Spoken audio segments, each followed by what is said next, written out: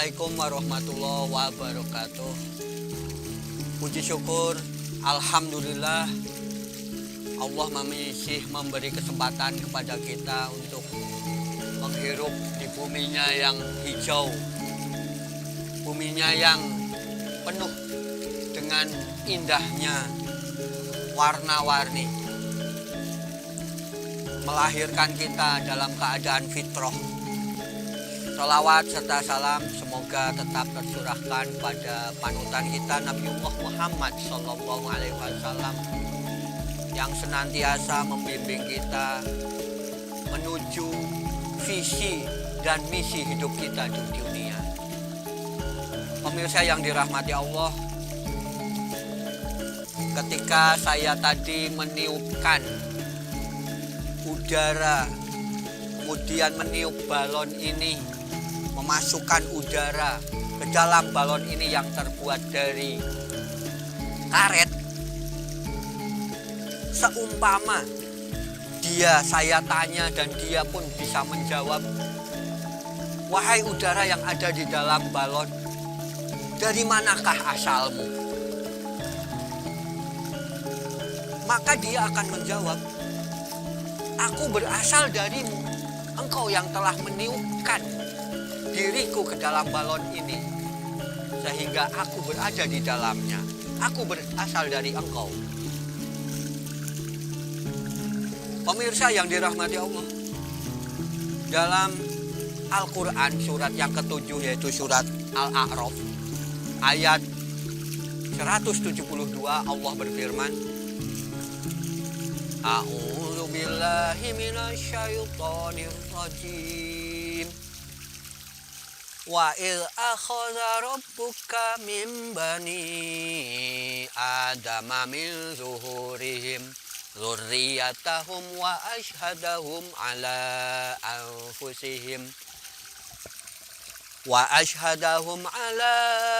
anfusihim alastu bi rabbikum qalu bala syahidna Antaqulu yaumal qiyamati inna kunna an hadza ghafilin. Pemirsa yang dirahmati Allah, setiap kita terlahir ke dunia ini tidak lepas dari dimensi tempat dan waktu. Terkait dengan hal itu, lahir atau bahasa Inggrisnya birth atau bahasa Arabnya dari kata walada yalidu, maulud ataupun maulid. Maulud adalah tempat lahir. Kita misalnya lahir di Yogyakarta atau biasanya kabupaten, misalnya Sleman, Gunung Kidul, atau dimanapun kita berada. Sedangkan maulid terkait dengan waktu lahir. Umumnya jam berapa, pagikah, sorekah, hari apa, tanggal berapa, itulah. Sebagaimana Rasulullah telah dilahirkan ke dunia ini pada hari Senin, tanggal 12 Rabiul Awal tahun Gajah, melalui perantaraan kedua orang tuanya, yaitu Abdullah dan Ibunda Siti Aminah. Lain halnya dengan Nabiullah Adam alaihissalam dan Ibunda Siti Hawa. Beliau berdua dilahirkan ke dunia ini tanpa perantaraan ayah dan ibu. Ini atas izin Allah, kehendak Allah. Tiada yang mustahil bagi Allah. Sebagaimana qadarullah atas kuasa Allah, Nabiullah Isa alaihissalam lahir ke dunia ini. Dia mempunyai maulud tempat lahir, juga maulid waktu lahir. Beliau lahir ke dunia ini tanpa perantaraan seorang ayah, hanya melalui seorang ibu, yaitu Ibunda Siti Maryam. Pemirsa yang dirahmati Allah, lantas apa urgensinya kita dengan maulid. Dengan maulud, masing-masing kita mempunyai waktu dan tempat lahir. Tiada lain kita harus mempunyai pengetahuan tentang visi dan misi kita hidup di dunia ini.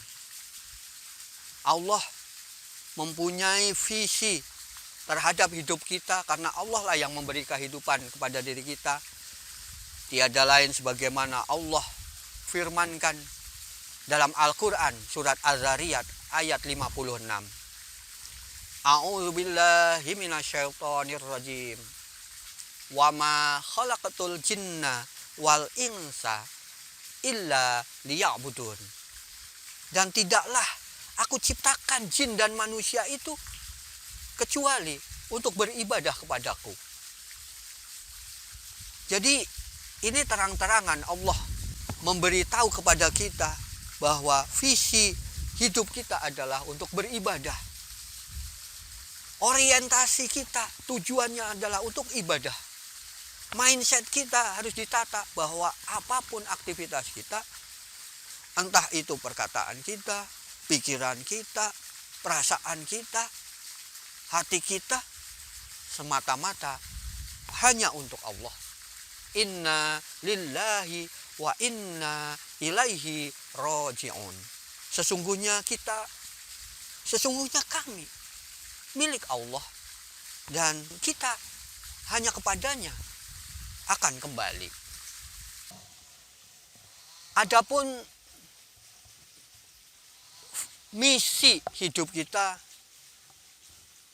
harus mengetahui minimal ada 4 visi hidup kita di dunia.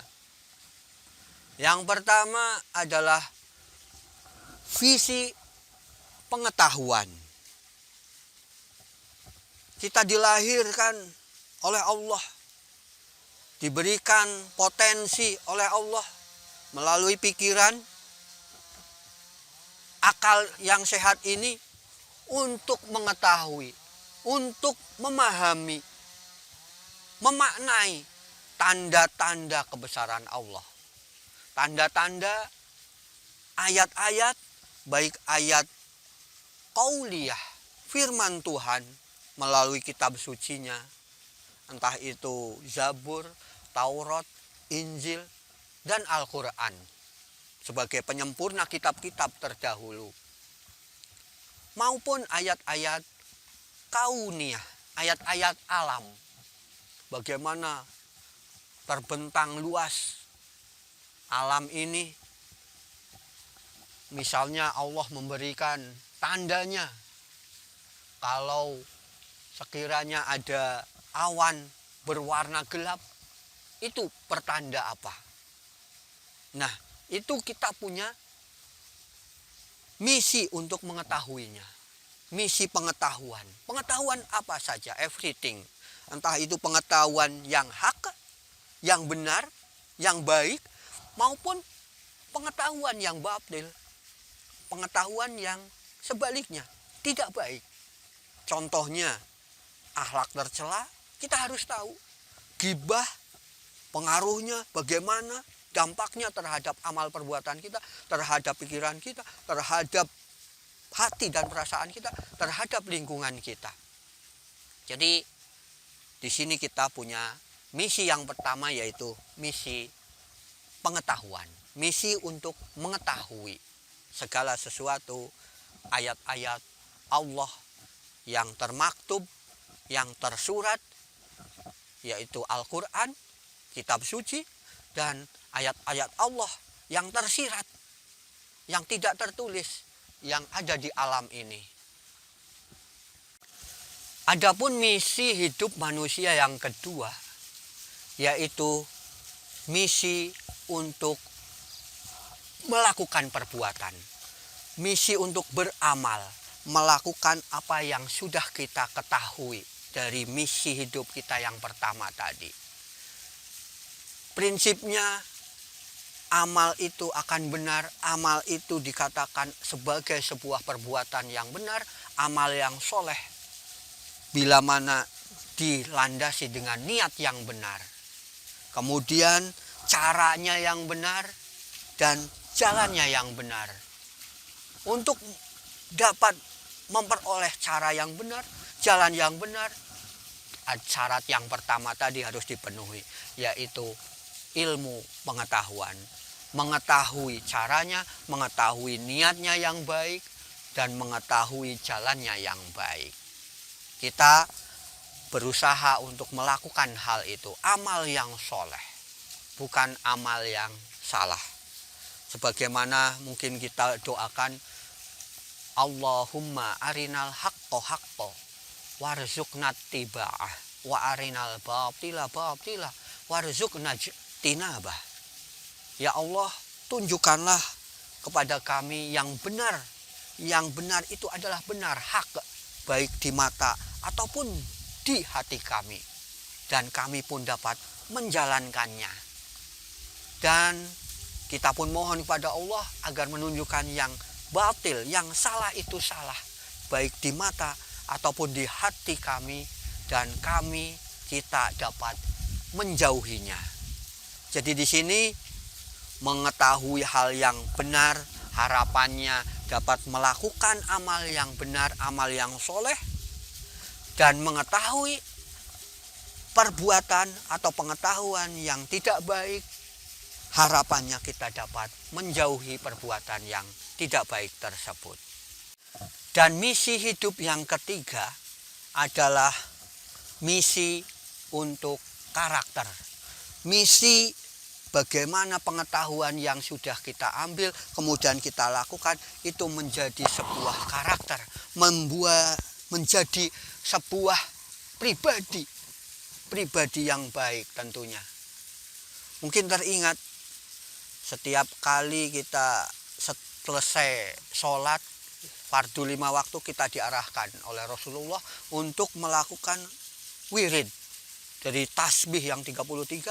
Subhanallah, subhanallah, subhanallah. Itu menggedor dalam diri kita, menanamkan kepada mindset kita agar senantiasa tertanam subhanallah. Allah yang maha suci.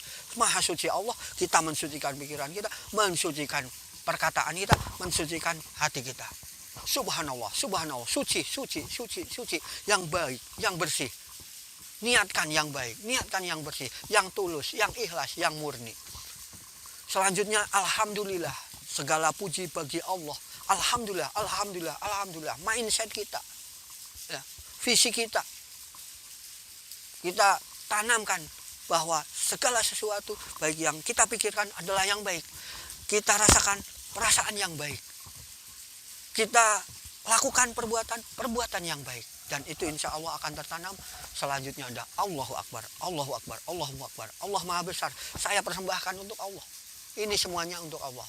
Jadi dari 3 yang pertama tadi, yang pertama adalah misi pengetahuan, yang kedua misi perbuatan, amal yang baik, dan yang ketiga adalah misi karakter, misi perilaku, internalisasi, penanaman, pematrian terhadap hati ini. Dan misi hidup kita dilahirkan, yang terakhir, yang keempat adalah misi untuk hidup bersama, hidup bermasyarakat. Misi untuk hidup berdampingan dengan orang lain, dengan sesama. Kita tahu Allah ciptakan di dunia ini bersuku-suku, berbangsa-bangsa, berbeda warna kulit, berbeda bahasa, berbeda budaya. Namun perbedaan itu tidaklah merupakan suatu potensi yang harus kita pecahkan, potensi yang dapat memecah belah, namun kita gunakan perbedaan itu menjadi potensi agar bisa kita arahkan dalam visi kita, yaitu beribadah kepada Allah. Ada pepatah, jika engkau hanya melihat dunia ini hitam dan putih saja, maka engkau akan gagal ketika melihat indahnya pelangi. Ini artinya apa? Bahwa perbedaan adalah sebuah keniscayaan. Namun dengan keniscayaan bahwasanya akan berbeda, segala sesuatu itu berbeda dengan diri kita. Mari kita jadikan itu sebagai ladang untuk beramal soleh. Pemirsa yang dirahmati Allah, ketika kita masih dalam alam rahim, kemudian ditiupkan ruh ke dalam diri kita ini, kita belum tahu, walaupun Allah siapkan untuk kita tangan, kaki, mulut, kedua telinga, hidung, kepala, dan anggota badan yang lainnya. Karena pada saat itu belum berfungsi. Namun Allah siapkan, karena Allah punya visi, punya misi, bahwa hidup kita manusia bukan sekedar di alam rahim saja. Padahal pada saat itu yang paling berfungsi adalah plasenta, ari-ari, untuk mensuplai makanan. Itu yang diperlukan. Namun ketika kita sudah pindah alam, ke alam dunia ini, maka yang tadinya di alam rahim tadi bermanfaat, berguna, sangat dibutuhkan, pindah alam, maka itu dibuang, dipotong, bahkan ada yang dipendam. Sebaliknya, Allah memerintahkan kita berbuat amal yang baik. Berbuat baik, melakukan misalnya ibadah, baik ibadah wajib, laksana sholat 5 waktu, puasa, membayar atau menunaikan zakat, dan berbuat baik kepada sesama, tetangga, dan lain sebagainya. Itu orientasinya adalah untuk kehidupan berikutnya. Nyatanya yang di dunia ini kita butuhkan, entah itu tempat tinggal, kemudian kendaraan, pakaian, dan lain sebagainya, di dunia sangat dibutuhkan. Namun ketika pindah alam setelah dunia, semua itu tidak dibutuhkan, tidak dibawa. Yang dibutuhkan adalah amal kebaikan, amal soleh. Jadi dengan peringatan Maulid ataupun Maulud Nabi Muhammad SAW ini, kita harus punya misi, kita harus punya visi terhadap hidup kita. Karena masing-masing kita punya maulud, masing-masing kita punya maulid, tempat lahir ataupun waktu lahir. Kita harus punya visi bahwa hidup ini hanya untuk ibadah kepada Allah. Terima kasih atas perhatiannya, mohon maaf atas penyampaiannya, banyak kehilapan dan kekurangannya.